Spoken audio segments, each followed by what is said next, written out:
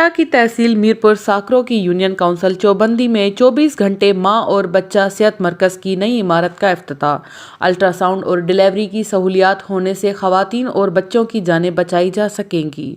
ठट्टा के साहिली तहसील मीरपुर साकरों की union council चौबंदी में 24 घंटे मां और बच्चा सेहत मरकज की नई इमारत का इफ्तिताह वज़ीर आला सिंध के मुआविन खुसूसी सादिक अली मेमन ने किया। उन्होंने कहा कि पूरे ज़िले में इस तरह के सेंटर कायम किए जाएं ताकि माँ और बच्चे की ज़िंदगी बचाई जा सके। इस सेंटर को मज़ीद सहूलतें दिलाने की कोशिश करेंगे।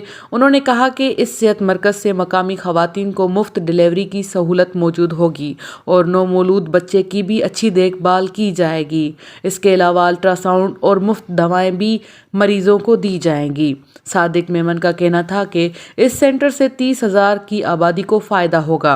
अस्पताल में मौजूद अमला डॉक्टर नसरीन पंवर, डॉक्टर मिट्ठू लाल और PPHY के ज़िले ऑफिसर डॉक्टर अहमद अली शाह का कहना था कि मकामी गरीब खवातीन को भारी किराया अदा करके दूर अस्पतालों में जाना पड़ता था, जिसमें से अक्सर रास्ते में ही दम तोड़ जाती थी।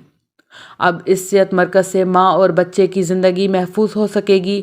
स्टाफ ने अपील करते हुए कहा कि अगर एक एम्बुलेंस मुहैया कर दी जाए तो आसपास की आबादी को भी बहुत फ़ायदा होगा।